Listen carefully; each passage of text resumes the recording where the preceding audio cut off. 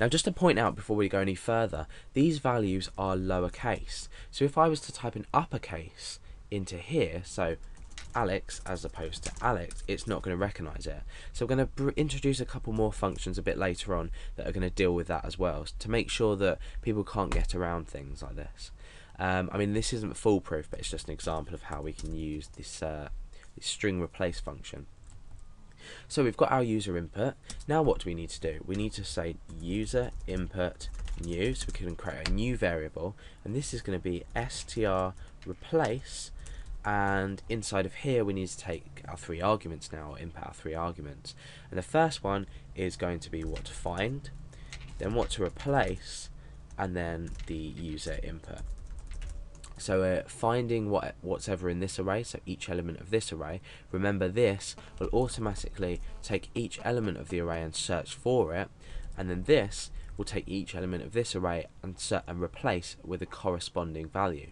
So, and user input is obviously what the user has entered.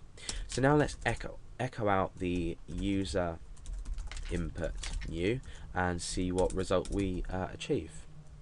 So if I just type any old text in here and click submit, obviously we're not filtering anything, we're not replacing anything there. But if I was to type an example, let's say today I went out with Alex, Billy and Dale, and I click submit, you can see that these have now been replaced. So it's quite a nifty thing to do.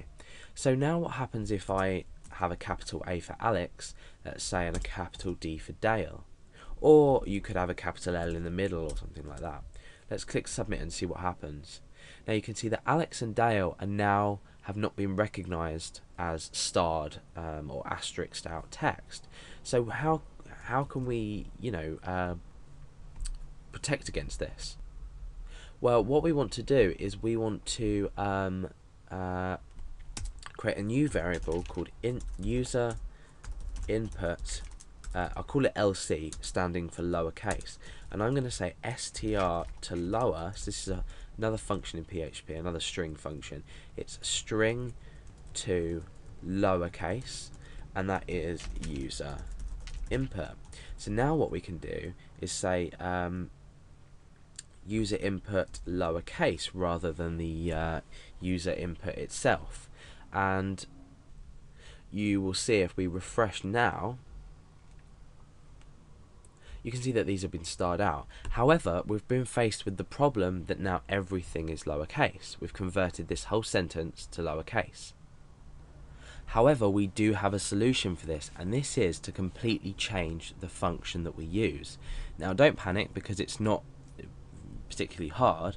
So I'm going to get rid of this LC here and get rid of this lowercase version here, and we have to make one simple change, and that is using the stri replace function.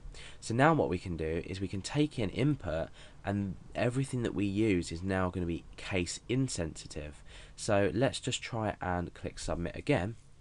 Now what you can see is that we've used an Alex with a capital A Billy with a small b, and a Dale with a capital D. However, we've maintained the structure of our sentence, being the case that we've specified, but we've also changed the words. The only thing we haven't done is maintain the capital D, B and A on that, but that really doesn't matter. I mean, depending on the way your program works, then it's not a massive issue, and for this example it's not going to be a massive issue. So that's basically, we've introduced you to a new function, stri replace, and also earlier the str lower function as well.